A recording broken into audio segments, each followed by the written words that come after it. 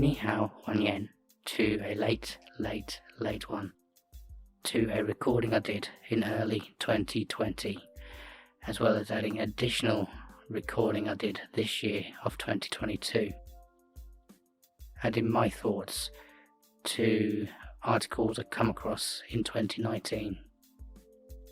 In January, February of 2020, I did a few recordings of my thoughts in various aspects, and in fact I did 4 recordings.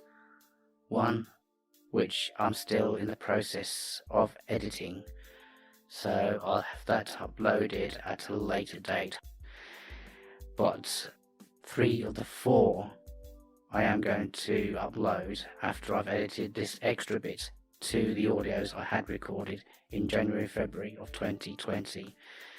Now those 3 are one which is in regards to climate change, one regards to Brexit, with a little bit of my thoughts, well, what I found out in regards to healthcare, which I'll let that audio play out.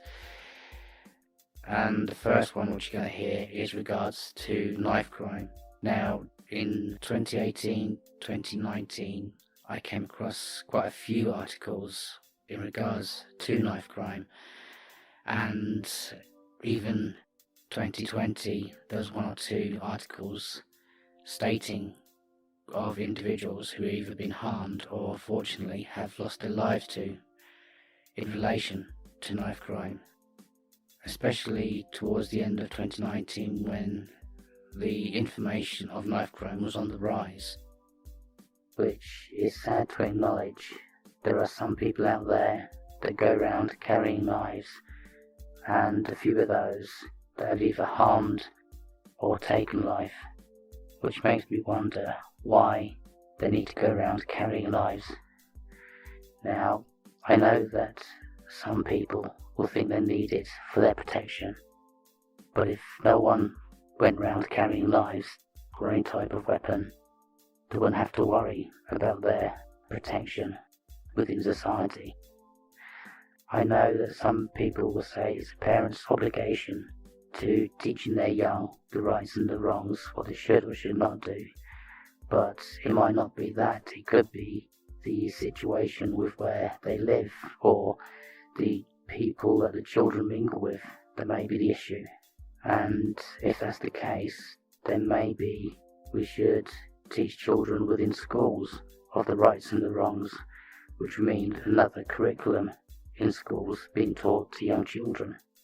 Now, I know that probably politicians will say that that's too much for teachers to add an extra curriculum in schools, and it may not be cost effective, and maybe the teachers have already got a lot on their plate in teaching young children various other aspects of life.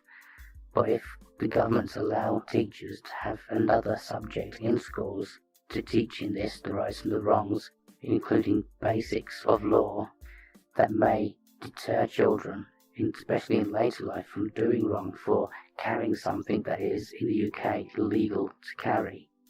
I remember many years back I was in town with a girl I once knew, and there was this open day, and we got to look around a magistrate's court, or a type of a magistrate's court within an old building.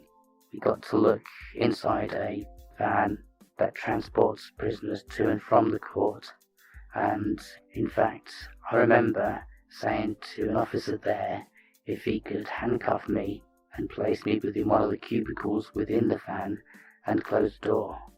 And I don't know why I asked that question. Even the officer, when I looked at him, looked at me strange, because he told me that he never got asked that question. But he did as I asked. He handcuffed me, placed me inside the cubicle and locked the door. And it gave me an insight to know what it feels like in a confined space, especially for prisoners when they are being transported to and from prison to court or court to prison. And if they are travelling longer distance, it can feel, I think personally, uncomfortable. Now, I was only in there for a few seconds, and of course the officer then unlocked the door and uncuffed me. I have travelled myself in the past, especially on long distances, whether in a car or on a coach, and it can feel uncomfortable. So it gave me like a little insight into that. Anyway, after that, we then went towards a cell where there was another officer that asked us if we were claustrophobic, which we said no, we're not claustrophobic. He then asked us to seat within the seating area of the cell, and then with the jingling of his keys, he then locked the door within the cell with us in it, and it was completely pitch black. There was no windows, no nothing. But then this was an old cell from an old building. But it gave us an insight to what it's like being inside that cell. Anyway, that was only for a few seconds. Then he unlocked the door with a jingle of his keys again, so you get that experience. Then after that, we went and had a look within the courtroom itself. And then after that, we went into a room where the jurors would be sat to discuss whether a person or persons are guilty or non-guilty before handing their verdict to the judge. So, personally, I think something like that for youngsters can go and have a look around and get an insight to what it's like for when people do wrong and what will happen, even asking questions along the way. So yeah, whether that will help or whether the government will do something like that is another thing. But it is probably something to consider when teaching young people about the rights and the wrongs within society, especially within the UK. But yeah, 2019 and of course 2020, there's been a few instances of knife crimes within January, so it is an issue that needs to be addressed. So that is my thoughts in regards to knife crime, and I still, even though this is 2022, January 2022, hopefully I'll get this uploaded as soon as, I still feel strongly in regards to educating and helping young people to acknowledge that carrying a knife is wrong. There is no reason a person should carry a knife. Now there could be some people that say it's there for their protection, but if no young people carry knives, they wouldn't need to worry about protection. We have police forces. We do not need to see another life get lost. Even this year, saying that, I think there was an article of someone injuring someone or losing a life because of a knife. And 2022, we should be over that now. I won't be surprised we'll still hear articles in relation to that, as a young person carrying a knife, injuring, harming another. We're all human. There is no need to carry a knife, no need to harming another. Yes, we have our grievances, but taking a person's life should not be something that should be known, that should not be even thought about. So, young people, kids, need to stop carrying knives. They need to put them away. Think about one's own life. Think about others. And not just think, because I've got a grievance against someone, I need to kind of stop that grievance. There are other areas you can get help if you feel that someone is aggressive or mean to oneself. There is the police force. Go to the police station or speak to an elder, maybe a parent, maybe a guardian, maybe a teacher. Don't go around carrying a knife, because that's not the way forward. We're all human beings. We all need to live. Now, the next thing I want to talk about is in regards to Brexit, or the recording that I had recorded in early 2020 in relation to Brexit. And there is a bit in regards to healthcare and the cost of healthcare, which I have talked about in the audio that I had recorded in early 2020. So this is in regards to Brexit. In 2019, there was the Brexit issue, which has been talked about over the years, especially from 2016. Personally, I started to get fed up of it within 2019 because it just seemed to be talked about majority of the time compared to other issues. But within Parliament itself, that's the only thing that seems to cloud over everything other than knife crime, education, and various other issues that need to be seriously addressed. But 2019 especially, all that's clouded over with Brexit. And I just got fed up with it. And even in the local I go to, occasionally, the landlord there has occasionally said that he had enough of hearing about Brexit all the time when the news has been on. So, yeah, it is one of those issues. In fact, even in my old local that I used to go to, I heard other people talking about what they think in regards to the politics and politicians with certain news and video clips that I've seen on YouTube. It does seem to me that that's how things feel like with politicians, with how they act. And that is, and I've actually said it to one or two people that I've spoken to, and that is, politicians act as if they're acting like junior school children in a junior school playground, with their bickering, their arguing, their moans and their groans. It's just completely, to me, it seems crazy how things have been going on. And also another thing that I've sort of noticed, it seems that one or two politicians are bullying other politicians with telling them to kind of leave or stand down from their position. Now this goes way back in 2016 when David Cameron was Prime Minister, because even himself, which I noticed on a clip, and I've tried to find that clip now and I can't see it, but I watched when he actually said to one politician to leave or stand down a few times. So with that type of behaviour, it does seem to me like bullying tactic or bullying behaviour within politicians by telling them to leave or stand down. Of course, David Cameron then stood down because of the outcome of Brexit and the majority of people, what they voted for. And Theresa May then took position, and then after a few years when she was in power, she was then being told to leave or stand down. Of course, she then herself stood down after a couple of years. And then Boris Johnson took place, then he was being told to leave or stand down, which is a crazy thing for politicians to start telling people what they should do.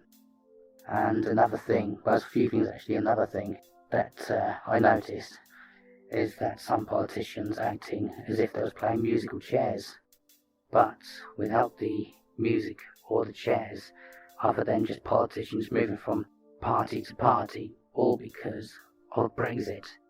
Of course, we have had the general election in December, which I had voted for myself, even though I don't have faith in any political parties or the politicians with what they say, what they stand for, even in their manifestos. And of course, if you look back in history, sometimes politicians with their manifestos, after getting voted in to number 10, sometimes either change their manifestos slightly or decide to get rid of one of their manifestos they had spoken about, or maybe even use manifestos from another party into their party itself. So yeah, manifestos are not always the truth with what politicians say, and that's why I personally myself, I don't have faith with what they say and how they go about the lifestyle within the UK. But yeah, Brexit has been a major talking point. In fact, there was 2 articles last year, or the end of last year, that I came across that I was disgusted about. One was about the NHS, and the other was about Britain itself. The first was the NHS, and in this, and I'll put the link down below in the description, it says here, the Tory minister admits US will be able to increase price of drugs bought by NHS after Brexit. And going further into that, it says here, Dominic Raab has admitted the US will be able to ramp up the cost of drugs bought by the NHS after Brexit, but insisted the prospect is highly unlikely. Now, to me, I find this to be disgusting if that were to be the case. Now, it does say highly unlikely, as we have now left the European Union, and I hope that this is not the case, that the price or the cost of drugs does not skyrocket, because it feels like if that is the case, why is it they would want to skyrocket prices within drugs, especially for people that need it, for their benefits, to help them getting better? Is it because of profits? Is that what it's all about? Or for some other issues? Because if that is the case, it should not be. And to me, that would be sickening, excuse the pun, to have that type of thing happen with people that are sick, that need certain drugs or medicines to help them get better.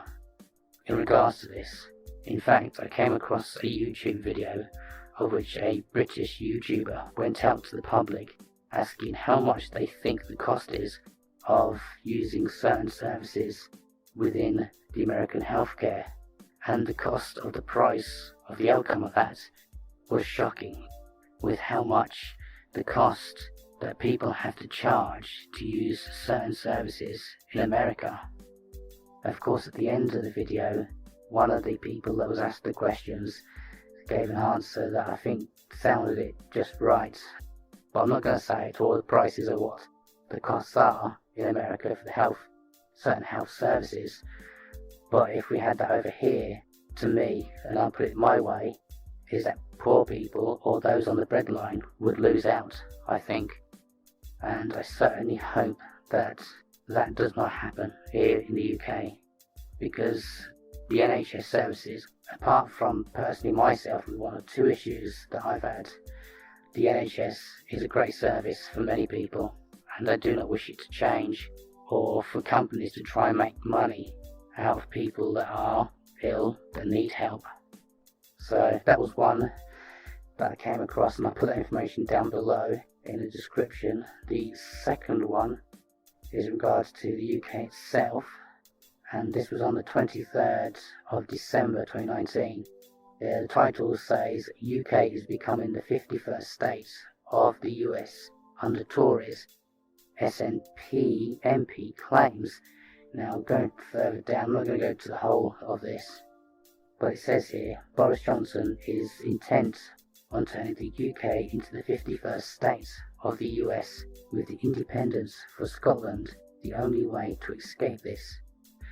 A former Holyrood Cabinet Secretary and newly elected SNP MP has claimed. Now, there is more into this, but I do not wish the UK, United Kingdom, to change its ways. I want it to remain as it is, with Wales, Scotland, Northern Ireland, England united as one, and I do not wish to be acknowledged or known as an American 51st state. The UK, of course, has had a history going back into the Roman era, even further back than that the UK was not the UK back then. But over the centuries that have passed on by to where we are now, personally I do not wish to change into something more or something different, to become a different country than the way we are, even though of course the way things have become because of Brexit. So a lot of things have happened in relation to Brexit and since 2016 and to where things are now. But I'm just only one person, and I'll just take each day as it comes. So no matter what does occur, I'll just have to live each day as it is. I know at the moment we are in this transition period that will end at the end of this year. So 2021 will be a new beginning, a new start. So whatever happens after that, even if I dislike it, I'll just have to bear it and live with it, unless I become rich and decide to emigrate elsewhere. With that said, it's still talked about in articles. I'm still coming across Brexit in 2022. We're still seeing articles in regards to it, and there's a lot of stuff that's been going on, which I'm not going to go into or delve too much into. We should start to move on with ourselves. You know, the majority of the public have had their say in what they wanted, and the majority have voted to leave. So, you know, we need to move forward. Maybe somewhere down the line things might change, I don't know. I know there's a situation with Scotland and a referendum to leave the UK, to stay within the EU. I'm not sure in regards to that. But I don't want Scotland to leave. I want Scotland to remain, to stay as one, and to keep Britain as Britain. Though in the way things are, I won't be surprised somewhere down the line things might change, but I don't want it to change. I want it to stay as it is, and including the NHS, which I do not wish to change. I know these previous 2 years that's gone by, they've had a lot to deal with, especially with the C-19, and lately with people catching it, including the NHS have caught it, or people are taking days off because they have suffered, or even wanting to change career because of everything that has gone on. And with the latest news that's gone out, the army have been put towards helping the NHS in helping those patients that are not feeling too good because of the C19. I'm not going to state what it is, we all know what it is. But I do hope that things do change for the better. I know in 2020 I felt, which I may sort of now tell them to do, I'm going to do another record of that, of my thoughts in how it's affected me and what I think in regards to C19. But yeah, I do hope and wish things to change for the better, and it's not looking great for 2022 as it is at the moment, but hopefully towards the end of this year, even into 2023, that things do change for the better. Now, the next thing I want to talk about is in regards to climate change, which I had recorded again in early 2020. This was before the outbreak had occurred when I recorded it, and yeah, I'm just going to let that play out, and then I'll come back to my thoughts in regards to climate change. Now, the early of 2019, a young girl at the age of 16, Greta, started to state her mind in regards to climate change, of which became acknowledgement around the globe. And personally, I think it was great what she did. I respect her, and I wish her well for her future, and that she can carry on, but at the same time, especially towards the end of 2019, from a video clip that I've seen, she started to show her emotional thoughts with how she felt with going around the globe talking about climate change and not being able to live a young 16-year-old, like many 16-year-olds do live their life. What I felt is that maybe she should have stepped back and let people carry on the quest with climate change so that she can be able to live her life than having to go around the globe always having to talk about climate change over and over and not living a 16-year-old life or a young teenage life that many people, or most people, take for granted. Even saying that, the governments, I feel they're not going to do as much as what climate activists want to reducing emissions sooner rather than later. Though I don't think governments would change things overnight. I think they're more considerate with major companies and businesses with that than changing emissions sooner rather than later, even though we should start doing something now. I was shocked myself, or surprised really, in regards to the plastics within our oceans, and that the marine life, the coral reefs around the world that have suffered because of the pollution, and that some of the fish that are caught that may contain traces of microscopic plastics. And one of the foods that I do like is fish, which I've had for many years now. But it is shocking to acknowledge that information. Now, I'm not a goody two-shoes when it comes to being a recyclist, but I do try my bit. I do recycle what I can, but change needs to be done.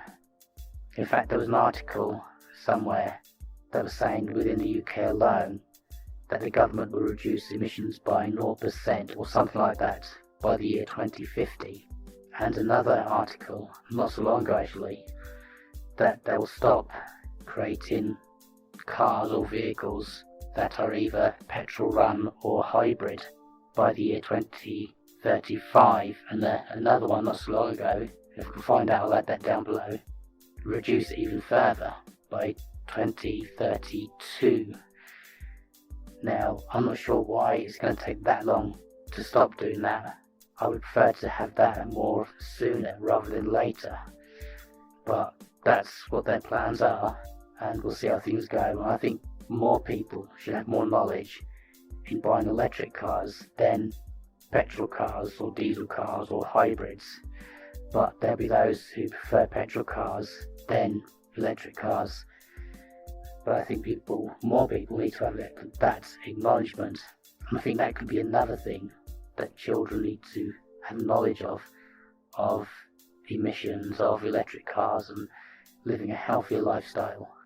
But anyway, there is a lot needs to be done, a lot needs to be changed, and I hope that things do change sooner for the better rather than later, especially for protecting this world, not just for ourselves, but for our future selves, for our kids, our children, and our future children's lifestyles. So, yeah, I'm glad that it's been spoken about more so now to get things moving. Though, and of course, climate change has always been talked about over the many years gone by. But yeah, so that's climate change. And we'll probably still hear about climate change, though I've not heard much in regards to protests towards climate change lately. Though I suppose within the coming weeks, months, or even years, there will be protests here and there stating how they feel in regards to climate change. But there was actually an article I came across not so long ago, a few days ago I think, in regards to Winter Olympics and how that may be affected with regards to climate change and how everything is going on globally. And yeah, that'll probably be another upload I may do in a later date. Anyway, that's climate change and my thoughts towards. And before, of course, you heard about me talking about Brexit. Of course, lately it's all about government having a party which is not a party, or they is claiming that they didn't know that it was against the rules with what they were doing. And a rule for one and another rule for others. That seems to be one of the main things talked about. And of course, I added my thoughts to knife crime, and 2022 we're still hearing of individuals that have either been harmed by, or unfortunately an individual has lost their lives to, in regards to knife crimes, which is still a major issue, and we probably still hear this in well, I don't wish it to hear it, but there are people that need educating in regards to knife crime and how it can harm another person, and I don't want to see that at all. We're all human beings, as I probably mentioned before. We're all human beings, and we all deserve to live and be happy in our life and not have to worry about someone who's gone around carrying a knife that can be a damage to another. Anyway, I think I've gone over the half-hour mark in regards to this, or probably just under half hour. I don't know, I'll have to look at that once I've finished editing this little bit. But until the next one, be safe, be well, die gen.